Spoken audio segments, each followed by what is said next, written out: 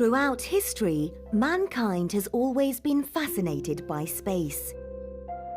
With the development of new technology, humans have travelled further into space than anyone predicted was possible just 100 years ago.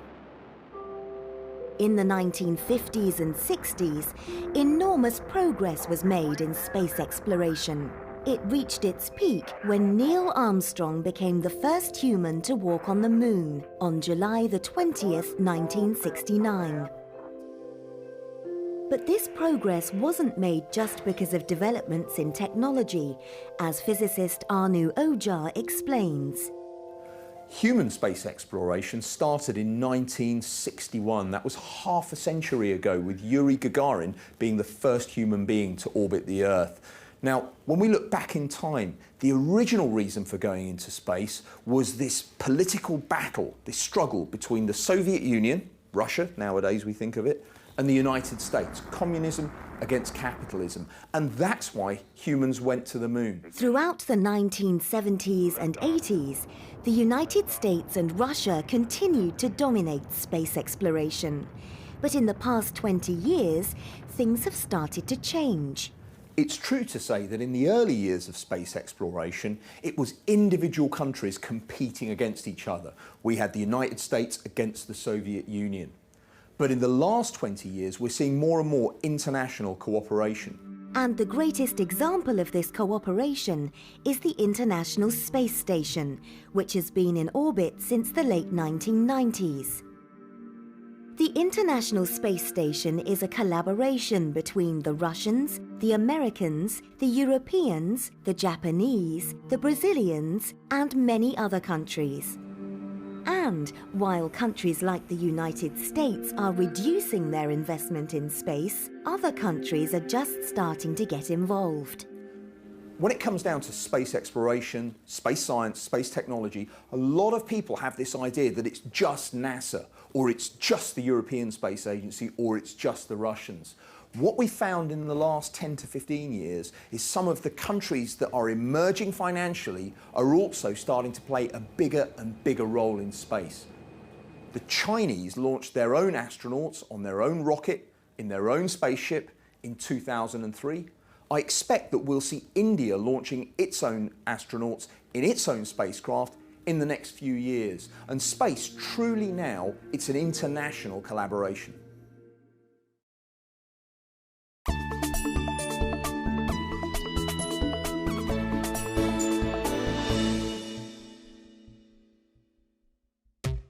In the future, it could become increasingly difficult for many countries to justify spending on space programs. When people ask the questions, why do we spend all our money on space science and space technology? What difference does it make to our everyday lives?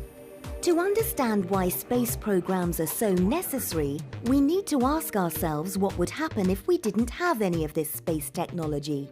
The best way of trying to understand just how much we get from space science and space satellites is to imagine what would happen right now in the 21st century if we switched off all the satellites orbiting the Earth.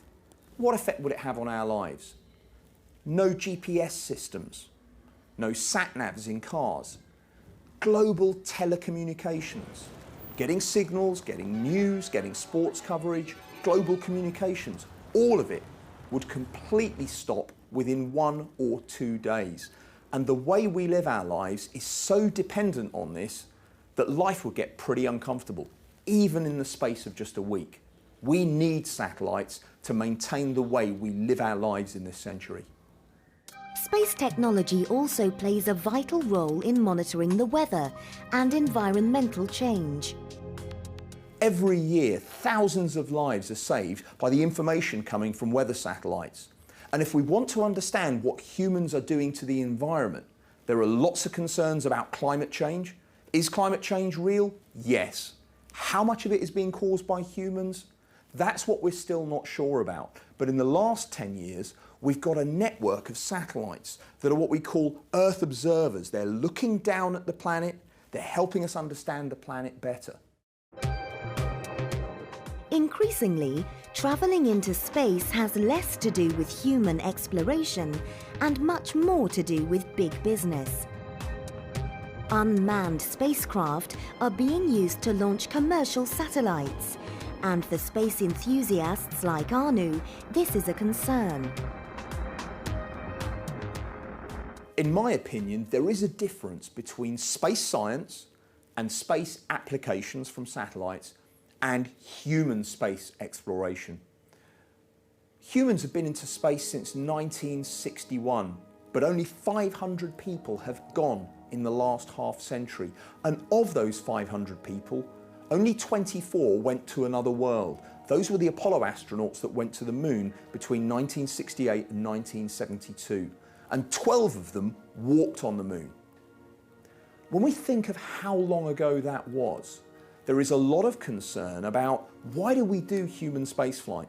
Why do we explore? Now, in my mind, being an explorer, wanting to know what's over the horizon is part of what it is to be human. When I was a child growing up, it was human space exploration that made me want to be a physicist, then a scientist, and that is what led me to the job I have now. But for the last 40 years, we've just been going around the Earth.